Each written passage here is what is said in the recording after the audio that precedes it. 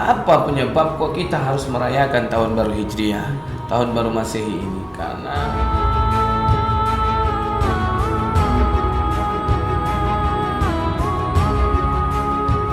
hijrah al-lughatu Arabiyah ilal Indonesia, artinya berpindah. Nah, jadi apa penyebab kok kita harus merayakan tahun baru Hijriah, tahun baru Masehi ini? Karena tahun ini adalah tahun yang penuh dengan sejarah. Pergantian tahun yang penuh dengan sejarah. 1 Muharram 662 Hijriah, 622 Hijriah, itu ada momen yang begitu luar biasa yang harus semua umat Islam tahu, yang harus semua orang-orang beriman tahu. Apa yang terjadi? Hijrahnya baginda Nabi Muhammad dari kota Mekah menuju ke kota Madinah. Apa penyebab? Karena terjadinya kezaliman. Begitu luar biasanya kezaliman yang dilakukan oleh Abu Jahal, Abu Lahab, dan geng-geng abu-abu yang lainnya. Geng ini apa maksudnya? Kelompok abu-abu yang lainnya.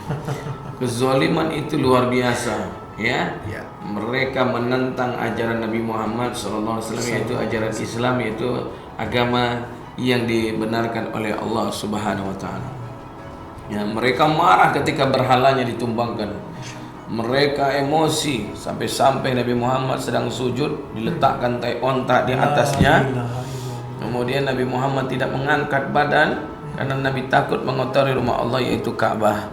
Akhirnya setelah Abu Jahal pergi, Abu Lahab pergi, barulah Fatimah membersihkan, mengangkat tai onta itu satu persatu, barulah Nabi melanjutkan sholatnya. Bahkan sampai saking kesalnya yang menyebabkan Nabi pindah itu atas dasar perintah Allah Subhanahu wa taala, karena ada perkataan atau undang-undang yang dibuat oleh Abu Jahal, kemudian Abu Lahab, Abu yang lainnya. Masyaallah. Masuk juga ya.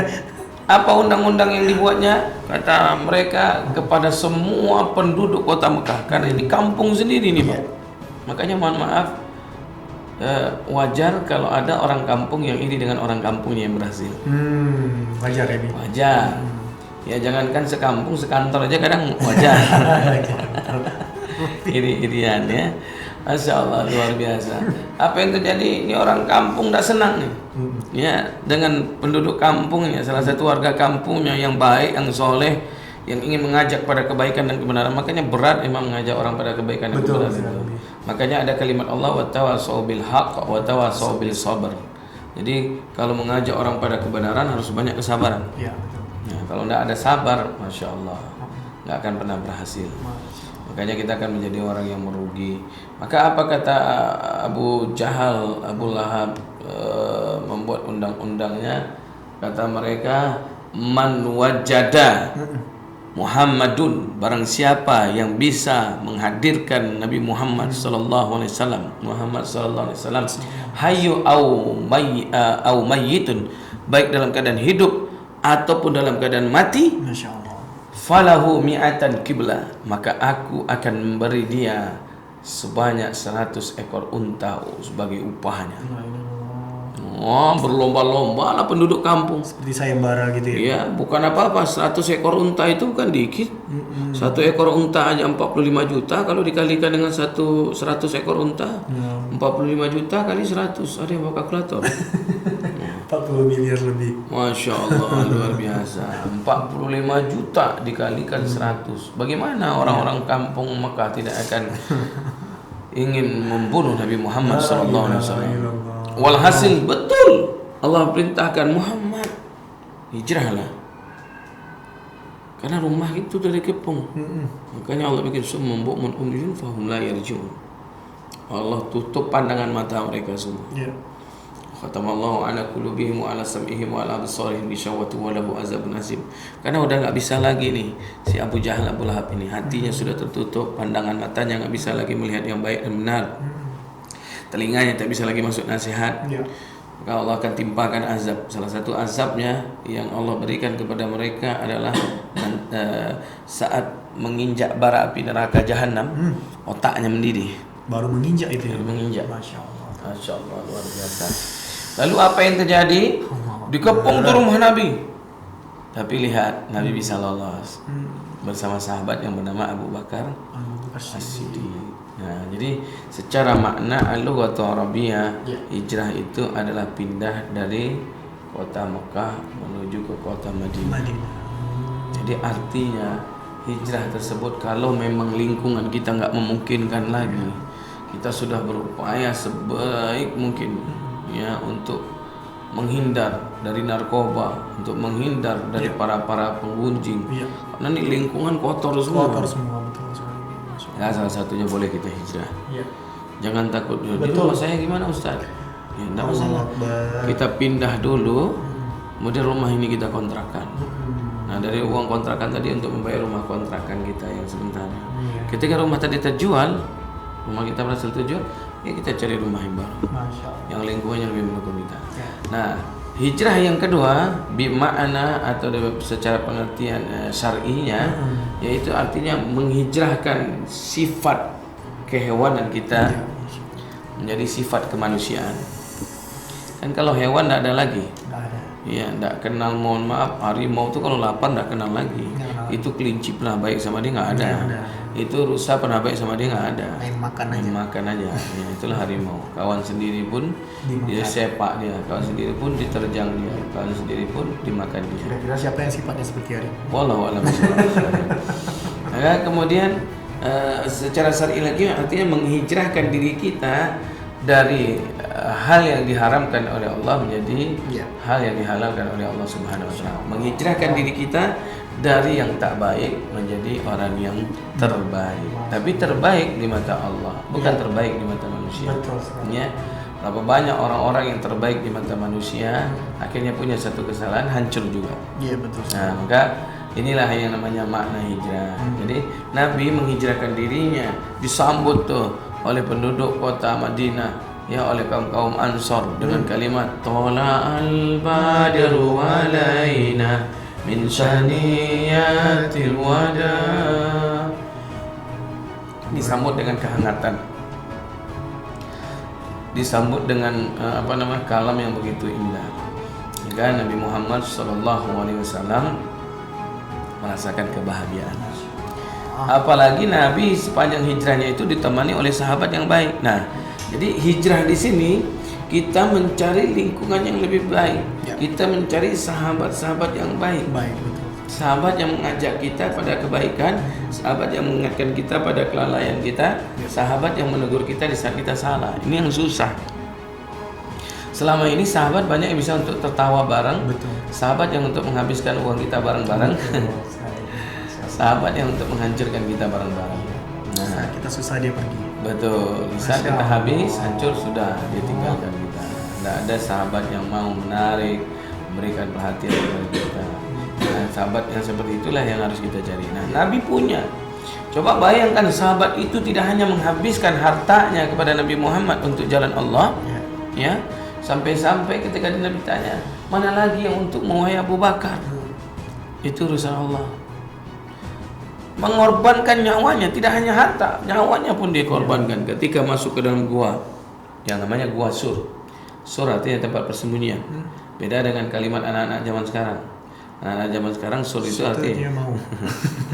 Aku sure sama dia. Masya Allah. Nah, ini yang bahayanya ya. Ya, jadi kalau bersentuhan timbul sur, itu bahaya itu.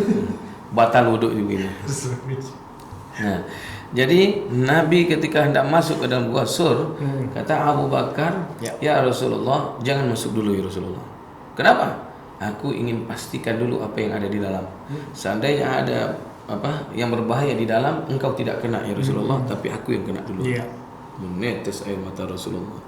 Luar biasa. Mana ada sahabat yang mau seperti itu. Ustaz, sebentar, biar saya masuk Ustaz. Ini malah Ustaz, masuk dulu Ustaz. Kalau aman nanti kabari baru kau Ustaz. Masya Allah. Ini Abu Bakar. Ya Rasulullah, di luar saja dulu. Biar aku yang masuk, aku pastikan. Kalau ada apa-apa di dalam, aku yang kena ya Rasulullah. Masuk Abu Bakar, ternyata benar. Di dalam ada ular yang sudah siap dengan bisanya. Abu Bakar menghalau ular tersebut dengan cara menendang ular. Tiba-tiba Ular tadi mengamuk lagi dan gigitnya kaki Abu Bakar. Akhirnya Abu Bakar pucat pasi sampai di luar. Ya coba bayangkan, Rasulullah bertanya, kenapa engkau ya wahai Abu Bakar? Masuk darah masih ngalir, keluar darah udah nggak ada. lihat apa gitu ya. Pucat, tumbang tahu-tahu. Akhirnya Abu Bakar berkata, ya Rasulullah, kakiku sudah digigit ular dan bisanya sudah menjalar sampai ke tubuhku ya Rasulullah. Maka disitulah Rasulullah diberikan karamah oleh Allah lewat air ludahnya. Makanya apa yang terjadi, Rasulullah SAW mengambil air ludahnya dengan kalimat Bismillahirrahmanirrahim, la yadurru ma'asmi syai'un fil ardi wala fis sami wa huwas samiul alim, ditempelkan di kakinya Abu Bakar, langsung sembuh. Tapi itu lidahnya Nabi Muhammad, bukan lidah Muhammad zaman sekarang. Jadi kalau Muhammad zaman sekarang yang mendengarkan kajian ini, kalau ada orang kena gigit ular, tolong larikan segera ke dokter. Jangan pula ditahan. Ya, tenang sebentar. Bismillahirrahmanirrahim. Apalagi habis makan jengkol, tambah menjalar bisa. Ini luar biasa. Jadi hijrah di sini menghijrahkan diri dari sahabat yang tak baik kepada sahabat yang baik. Agar apa? Ketika kita menjadi baik, bisa mengajak kembali sahabat-sahabat kita yang tak baik ini hijrah di jalan Allah Subhanahu wa taala. Maka lihat, Allah punya janji kepada orang-orang yang hijrah, subhanallah. Dalam surat An-Nisa ayat 100. Apa kata Allah? Na'udzubillahi minasyaitonirrajim. Bismillahirrahmanirrahim. Wa man yuhajir fi sabilillah yajid fil ardi muraghaman katsiran wa sa'ah. Hei orang-orang yang beriman, kalau kau ngaku jadi orang yang beriman, hijrahlah ke jalanku. Maka aku siapkan tempat hijrah yang sangat luas dan rezeki yang banyak. Lihat, Nabi Muhammad SAW hijrah ke kota Madinah. Sampai di kota Madinah, lihat, disambut dengan hangat. Apapun semua disiapkan oleh penduduk Ansor. Rumah disiapkan.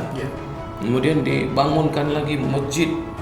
Wah, yang begitu luar biasanya. Apa yang terjadi? Semua harta-harta benda mereka siapkan untuk dakwahnya Rasulullah sallallahu alaihi wasallam. Janji Allah, innaka la tukhliful mi'ad. Allah tidak pernah ingkar janji. Saat kita menghijrahkan diri kita dari tempat yang tak baik ke tempat yang baik, masya Allah. Ya, berapa banyak orang-orang yang sudah mengalami. Contoh, saya punya sahabat yang punya perusahaan namanya Sahabatku Ponsel. Dulunya dia menggunakan finance, pembiayaan. Yang namanya finance itu kan riba. Iya kan? Kata Nabi Muhammad SAW, sabatun wa salasuna azab min amali riba. Ada 73 azab untuk orang yang melakukan riba. Azab yang paling ringan, al-ghairil azab yang paling kecil, kata Nabi Muhammad, fakana ma bizinati umum, sama berzina dengan ibu kandung. Mereka lepaskan perkara riba tersebut. Apa yang terjadi? Allah bikin perusahaan mereka bertambah banyak. Sahabatku Ponsel punya restoran dan kafe, punya Samsung cabang counter Samsung di Pekanbaru dari Jakarta, kemudian punya butik. Masya Allah, luar biasa. Nah, itulah yang namanya hijrah, ya, melepaskan diri dari belenggu perkara riba. Nah, kita begitu juga harus bisa hijrah. Jadi hijrah kita adalah hijrah dari yang tak baik menuju kepada yang baik di jalan Allah, di jalan yang diridhoi oleh Allah. Sudahlah, yang dulu sempat menjadi orang yang munafik, baliklah sekarang menjadi orang yang betul-betul istiqomah di jalan Allah. Jangan menjadikan harta itu atau dunia ini ada di genggaman tangan kita dan di hati kita. Tapi jadikanlah akhirat ada di genggaman tangan dan di hati kita. Karena dunia ini kecil. Dan bagaimana bentuk dunia sudah diterangkan oleh baginda Nabi Muhammad SAW lewat perkataan Sayyidina Ali bin Abi Thalib. Ketika engkau mencelupkan jarimu ke dalam lautan, kemudian engkau mengangkat kembali jarimu, maka dunia itulah yang menetes tadi. Sebesar itulah dunia. Nah, maka subhanallah, tak ada artinya dunia. Tapi ketika kita mampu menjadikan akhirat di genggaman tangan kita dan di hati kita, insya Allah kita akan berhasil menggenggam dunia ini. Nah, maka oleh sebab itu yang dulu munafik sekarang jadilah orang yang istiqomah. Ini penting. Karena berapa banyak kita melihat saat ini orang-orang yang terpedaya dengan dunia, gara-gara dunia, gara-gara jabatan, gara-gara harta, gara-gara si wanita, semuanya dia korbankan. Dia jual imannya, dia jual ketakwaannya kepada Allah Subhanahu wa taala. Ini kan sayang. Dia membela yang fasik, dia membela yang salah menjadi benar, dia membela yang haram jadi halal. Dia cari-cari dalilnya, bagaimana sebisa mungkin dia memutarbalikkan fakta, masya Allah, sehingga makin terpuruknya Indonesia kita ini, atau negara kita ini, atau kampung halaman kita ini, atau mungkin perusahaan kita sendiri jauh dari keberkahan Allah Subhanahu wa taala. Nah, maka oleh sebab itu hijrah yang pertama adalah menghijrahkan diri kita dari tempat yang tak baik ke tempat yang baik.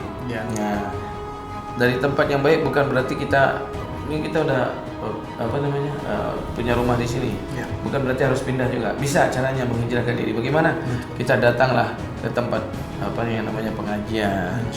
Duduk di majelis ilmu, duduk di majelis taklim. Ya, masya Allah, luar biasa. Orang-orang yang menuntut ilmu itu, kata Nabi Muhammad SAW, masya Allah. Kata Nabi Muhammad SAW, ya Ibnu Mas'ud, julusuka sya'atan fi majlis ilmu. Wahai Ibnu Mas'ud, duduk saja engkau sebentar di dalam majlis ilmu. La tamassu qalaman wa la taktubu harfan. Tidak membawa pulpen, tidak membawa buku, dan tidak menulis satu huruf pun. Hanya memodalkan telinga saja. Telinga aja pun tak bisa lagi, entahlah pakai apa lagi. Ya, telinga kan sebenarnya untuk mendengar. Ya, walaupun matanya tutup, kan banyak orang sekarang. Ya, ibu dengarkan pengajian. Alhamdulillah. Kok matanya tutup? Mata yang tutup, telinga tetap dengar. Saya banyak melihat kejadian seperti itu. Matanya tertutup, tapi telinganya mendengar. Bisa kira-kira tuh, Mas? Setahu saya kalau mata sudah tertutup, tak akan bisa lagi itu mendengar. Tidur namanya itu, Mawan. Nah, apa yang terjadi? Masya Allah, begitu dahsyat dan luar biasanya. Ya, hanya mendengarkan saja, duduk di dalam majelis ilmu sesaat saja, khairul laka, kata Nabi Muhammad, engkaulah orang yang terbaik min itti alfi raqabatin, dibandingkan orang yang membebaskan 1000 budak. Ya, masya Allah. Dan sampai di situ kata Nabi Muhammad SAW, ya Ibnu Mas'ud, wa nazuruka ila wa nazuruka ila wajhi aliman, dan pandangan wajahmu yang sesaat kepada orang yang memberikan engkau ilmu, khairul laka min alfi farasin tasaddaqta biha fi sabilillah. Engkaulah orang yang lebih mulia dibandingkan orang yang menyedekahkan 1000 ekor kuda di jalan Allah. Coba bayangkan kita membeli seekor kuda aja, masya Allah, susahnya bukan main. Berapa harga seekor kuda sekarang? 25 juta. Iya, segitu. Ya, jangankan ekor kuda yang kita beli, ekor kuda, 1 ekor kuda ya. 1 ekor sapi aja, masya Allah. Untuk berkurban aja ya. Dibagi 7 padahal itu. 7 aja deh Pak ya.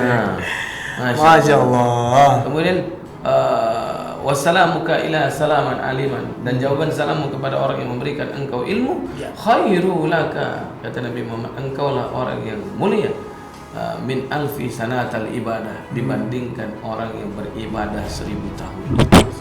Jawab salam aja. Jawab salam aja dia. Orang kadang assalamualaikum. Lam. Ini menunjukkan artinya bahwa ketika kita hijrahkan diri kita dari yang tak pernah duduk di dalam majelis ilmu, sekarang menjadi orang yang sering duduk di dalam majelis ilmu, masya Allah. Yang belum pernah Jumatan, sekarang Jumatan, ya mana ya Karim. Ini luar biasa. Tapi ada juga tantangannya bagi seorang penghijrah itu tadi, bukan penghijrah, yang berusaha hijrah gitu ya. Yang pertama mungkin yaitu mungkin kalau mau menganggapnya itu hukum sosial. Kenapa? Mungkin tabiatnya sebelum hijrah itu dia ya dikenal sebagai sama temannya tuh ya welcome ini segala macam. Tiba-tiba dia hijrah itu dia mungkin agak sedikit memberi batasan gitu kan. Jadi itu dijadiin cemeh sama teman, soalin, ini itu bagaimana cara ini mungkin di luar sana banyak yang mau berusaha hijrah, tapi itulah yang akan dihadapi nanti di saat menuju hijrah itu tadi. Kawan-kawan yang tadinya fair sama kita karena mengikuti gaya dia, tiba-tiba melihat kita sedikit berubah, bilanglah soalim. Ketika kita mulai dekat lagi, yuk jauh-jauh, nggak usah dekat dia. Dia tuh ini kok tasapuang bona kayak gitu ya kan, itu bahasanya itu salah satunya Bi. Ya. Bagi itu apa? Bagaimana cara Jadi kalau menyemangatinya bahasanya Nabi Muhammad sallallahu alaihi wasallam, in ahsantum li anfusikum. Maka ketika ada orang yang seperti itu, kita tetap berbuat baik padanya, karena perbuatan kebaikan kita padanya itu bukan antara kita dengan dia, tapi antara kita dengan Allah. Satu. Yang kedua, wa tawasau bil haq wa tawasau bil sabr. Ya, kalau kita tarik ayat dari awal itu luar biasa. Wal asr, demi masa, innal insana lafi khusr, sesungguhnya manusia kerugian. Jadi semua kita ini kata Allah demi masa, dari tahun ke tahun, dari hari ke hari, dari bulan ke bulan, dari tahun ke tahun, manusia rugi. Rugi. Siapa orang yang rugi? Kata Allah Subhanahu wa taala, illal ladzina amanu wa amilus solihati. Jadi orang yang rugi itu kalau dari tarjimnya itu, kecuali kata Allah orang-orang yang semakin meningkat imannya dan semakin banyak amal solehnya. Jadi orang yang rugi itu dari hari ke hari, bulan ke bulan, tahun ke tahun, apa yang terjadi? Semakin menurun dan semakin merosot imannya dan semakin tidak ada amal-amal yang dilakukan. Maka ada prinsip yang diajarkan dulu waktu kita duduk di pesantren, hari ini lebih baik daripada hari kemarin. Hari esok lebih baik daripada hari ini. Nah, itu yang harus dilakukan. Ini kita malah terbalik. Hari ini lebih hancur dari hari kemarin. Hari esok lebih parah daripada hari ini. Nah, jadi maka ini yang harus kita lakukan. Jadi abaikan. Karena mohon maaf yang namanya iblis sudah bersumpah. Surat Al-A'raf ayat 16 dan 17. Qala fa bima aghwaytani la uqaudanna lahum siratal mustaqim. Karena engkau sudah hinakan aku ya Allah, aku bersumpah akan seret manusia dari jalan yang lurus. Iblis tak suka. Lihat tuh, ketika Nabi Muhammad SAW mengajarkan kebaikan kepada Abu Lahab, Abu Jahal, tidak mau. Kenapa? Mereka sudah mengalahkan iblis. Iya, sampai-sampai iblis minta pensiun sama mereka. Mereka, gua pensiun aja dah. Emang kenapa? Gak enak jadi iblis. Apa sebab? Coba bayangkan mereka yang berzina, mereka yang berbuat kerusakan di muka bumi, mereka yang mencuri. Gue yang difitnah. Iya, gue yang difitnah. La ilaha illallah. Jangan jadi iblis ya, Bi. Luar biasa. Kena Bi. Iya, gua aja nggak ada nyuruh, udah lakuin duluan. Sekalipun itu ada iblis yang udah taubat gitu ya, kena juga iblisnya. Nah, jadi iblis itu dahsyat, gangguannya luar biasa. Jadi ketika mereka menggitukan kita harus sabar. Karena kan menunjukkan kebenaran kebaikan itu susah. Memang hijrah itu berat ya. Ada tantangannya banyak, maka itu yang harus kita lakukan. Maka apa yang terjadi, jangan jadi orang yang rugi. Karena kata Allah, ilal ladzina amanu wa amilus solihati, sesungguhnya orang-orang yang beruntung itu adalah orang yang semakin hari, semakin bulan, semakin berganti tahun. Apalagi udah 1442 Hijriah ini, berarti iman kita harus lebih dahsyat meningkatnya. Amal kita harus lebih dahsyat banyaknya, bertambahnya dibandingkan dengan tahun-tahun yang kemarin. Nah, dan salah satu lagi, siapa orang yang beruntung? Kata Allah, wa tawassaw bil haq wa tawassaw bis sabr. Orang yang mengajak pada kebenaran, orang yang mengingatkan orang lain pada kebenaran, kan? Orang yang mengajak pada kebaikan. Seperti kita ya. Iya, Rasulullah sabar. Rasulullah luar biasa loh, Bang. Apa yang terjadi Rasulullah sabarnya itu? Di perjalanan pulang, Rasulullah melihat seorang nenek yang menggendong kayu bakar. Rasulullah nawarkan diri, "Nek, biar saya yang gendong kayu bakar." Digendong kayu bakar sama Rasulullah. Kemudian si nenek bergumam, "Betapa mulianya akhlakmu hai anak muda. Tapi hati-hati, akhlak yang mulia ini bisa hilang kalau kau bergaul dengan yang namanya Muhammad." Apa kata Nabi dengan sabarnya? Biarlah yang namanya Muhammad seperti yang kau sebutkan hari ini. Yang penting sekarang kita pulang, kau tidak menggendong kayu bakar. Tapi itu Muhammad zaman dahulu. Muhammad zaman sekarang dilempar dia balik itu kayu bakar. Angkik lah sudah nih. Aku yang nama Muhammad. Aladin tolong mau dekor alasan ini. Dia harus sabar. Itu Muhammad Zeki namanya. Muhammad Zeki mah luar biasa. Kalau dilihat-lihat Muhammad Zeki mirip-mirip dengan 212. Siapa tuh nih? Pemain aktor 212. Oh iya. menunjukkan pada kebaikan dan kebenaran. Jadi ini yang harus kita lakukan ketika dihadapkan dengan ujian yang seperti itu. Iya. Sabarnya harus luar biasa, karena mengajak orang pada kebaikan itu susah. Nabi aja dilempar dengan tai onta, Nabi masih sabar. Sakit orang yang melempar tai onta, Nabi jenguk, bahkan bawa sebiji kurma. Nah kita ketika ada orang yang menghina kita, jatuh sakit, datang bukan bawa kurma, malah buat kata-kata yang kurang ajar. Rasuana saki yang ini ya, Indoan mati ya dia. Masya Allah. Alhamdulillah min. Dan satu lagi Bi, masih tentang hijrah ini. Kadang si pelaku hijrah ini ada juga macam-macam karakternya Bi. Di saat dia hijrah itu, dia merasa dia udah berpindah dari yang sebelumnya sampai di yang sekarang. Dia merasa lebih benar pula dari orang lain. Ada juga tuh yang seperti itu ya Bi ya. Ini kan kita bicara karakter. Ya. Benar ya Bi ya.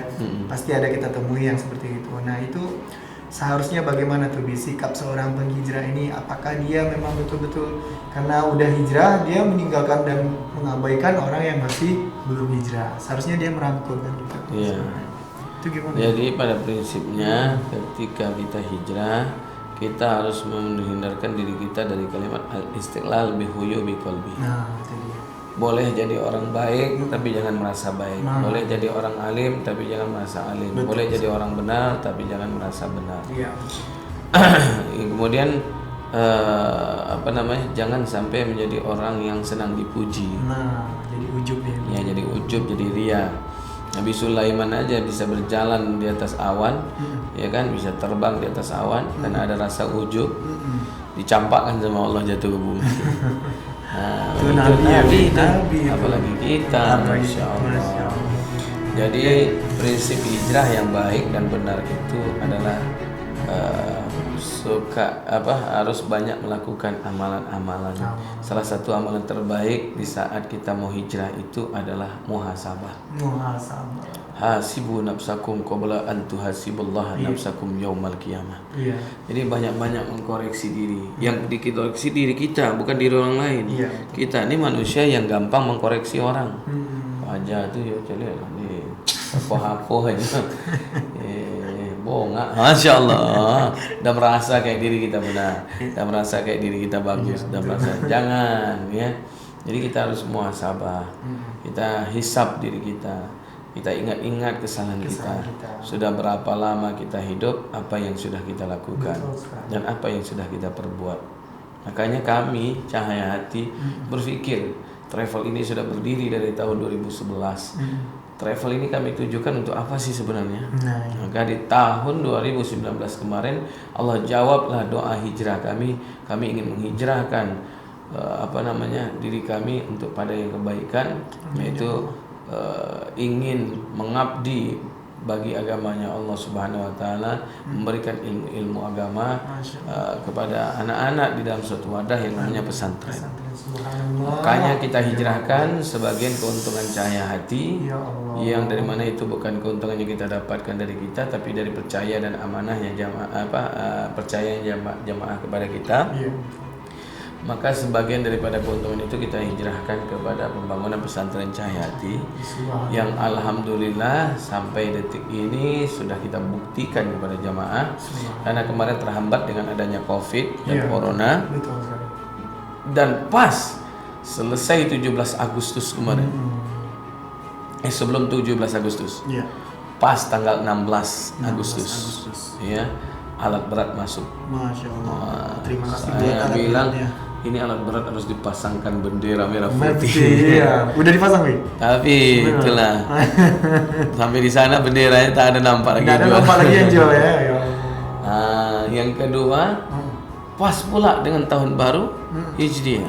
Masya Allah, luar biasa.